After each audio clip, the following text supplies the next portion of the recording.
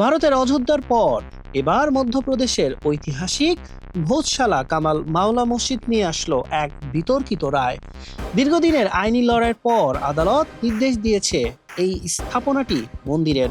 এখানে শুধুমাত্র হিন্দু ধর্মাবলম্বীরাই পূজা অর্চনা করতে পারবেন, মুসলিমরা এখানে নামাজ পড়তে পারবেন না। শুক্রবার মধ্যপ্রদেশ হাইকোর্টের ইন্দোর বেঞ্চ এই রায় ঘোষণা করেন। ডিভিশন বেঞ্চ জানিয়েছে, ধার জেলার এই বিতর্কিত কামাল মাওলা মসজিদ কমপ্লেক্সটি ভোজশালা মন্দিরেরই অংশ। অযোধ্যা মামলার পর থেকেই ভোজশালা নিয়ে তীব্র বিতর্ক হয়।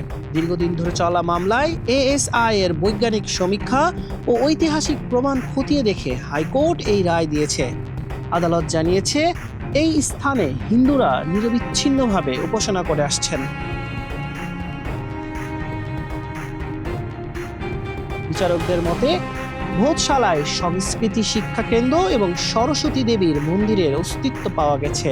লন্ডনের জাদুঘরে থাকা সরস্বতী দেবীর মূর্তিটি এখানে ফিরিয়ে আনার নির্দেশনাও দেওয়া হয়েছে।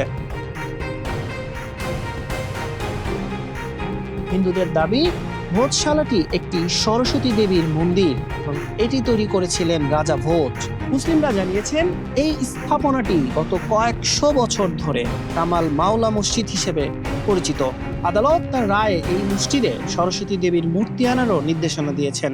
1010 থেকে 1055 সালের মাঝামাঝি সময়ে রাজা ভোজের আমলে এখানে সরস্বতী মন্দির ও সংস্কৃত শিক্ষালয় ছিল।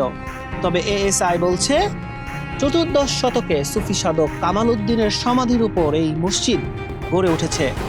2003 সালের নিয়ম অনুযায়ী এখানে প্রতি মঙ্গলবার হিন্দুরা পূজা এবং প্রতি শুক্রবার মুসলিমরা জুমার নামাজ আদায় করে আসছিলেন।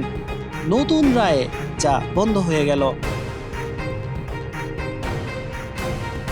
তবে আদালত জানিয়েছে, নতুন মসজিদ নির্মাণের জন্য অন্য কোনো জমি চেয়ে রাজ্য সরকারের কাছে আবেদন করলে সরকার সেটি গুরুত্ব নিয়ে বিবেচনা করতে পারে। 1958 সালের আইন অনুযায়ী এই সংরক্ষিত স্থাপনাটির দেখভাল করবে এএসআই। হাইকোর্টের এই রায়ের পর দেশের সর্বোচ্চ আদালত সুপ্রিম কোর্টে মুসলিমরা আপিল করবে কিনা এখন সেটাই দেখার বিষয়। হাসান শাহরিয়ার, মানব কণ্ঠ।